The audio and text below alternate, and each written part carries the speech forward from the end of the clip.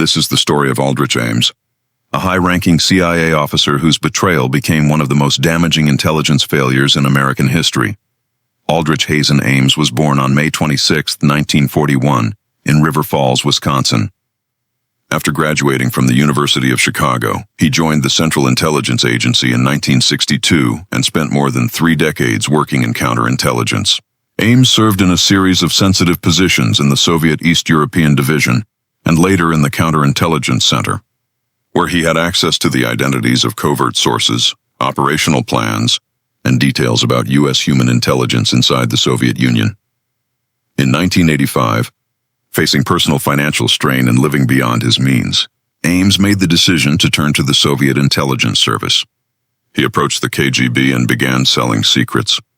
What followed over the next 9 years was a steady stream of disclosures that undermined U.S. human intelligence capability in the Soviet sphere.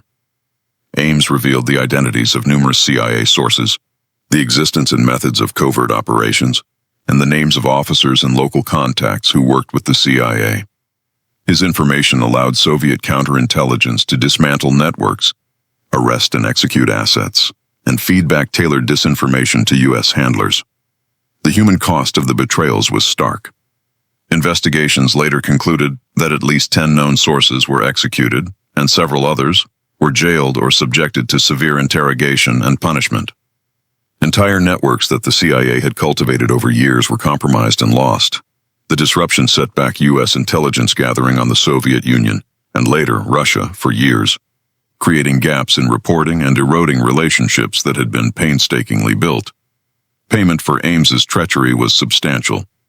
Between 1985 and the early 1990s, he received large sums from Soviet and then Russian handlers, cash, travel, and valuables, including diamonds.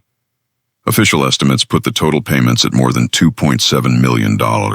Ames used the money to pay off debts and to support an increasingly lavish lifestyle, expensive cars, overseas trips, and a more affluent home than his salary would have supported. Those sudden changes in spending became an investigative thread that would later contribute to his detection. Ames's betrayal continued covertly through the late 1980s into the early 1990s, even as the geopolitical landscape shifted with the collapse of the Soviet Union. The end of the Cold War and the unraveling of old intelligence relationships exposed gaps and anomalies in U.S. sources and reporting.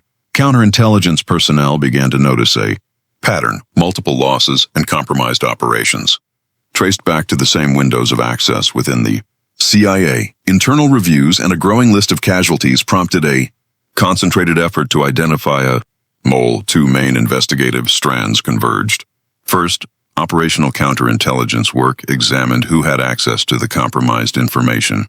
Second, financial review and liaison with law enforcement focused on unexplained wealth among agency personnel.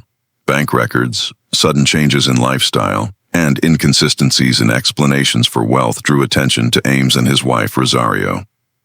In 1993 and early 1994, FBI and CIA investigators built a case using financial evidence, surveillance, and matching the timeline of losses to Ames's access. In February 1994, Aldrich and Rosario Ames were arrested. Aldrich Ames pleaded guilty to multiple counts of espionage. In April 1994, he was sentenced to life imprisonment without the possibility of parole. Rosario Ames was convicted for her role in helping conceal his activities and receiving funds. She served a shorter prison sentence and paid fines. The case was prosecuted with documents and testimony that detailed the scope of Ames's betrayals and the payments he received. The aftermath of the Ames case produced significant changes in U.S. intelligence practice. The CIA and other agencies overhauled counterintelligence procedures, strengthened personnel vetting, and implemented more rigorous financial disclosure and monitoring for employees in sensitive positions. Training, internal controls, and checks on access to classified information were tightened to reduce the risk of insider threats. Legal and organizational reforms aimed to make it harder for a single individual to cause such widespread damage. Aldrich Ames is widely regarded by intelligence analysts as one of the most damaging double agents in American history. His motives were primarily transactional, money and a desire to sustain a lifestyle he could not afford on his government salary, rather than ideological opposition to the United States. The case highlighted the vulnerability of intelligence organizations to insiders who possess both access and personal weaknesses that can be exploited by adversaries.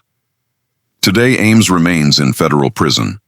The networks he betrayed and the sources who were lost are part of a legacy of lessons for intelligence agencies.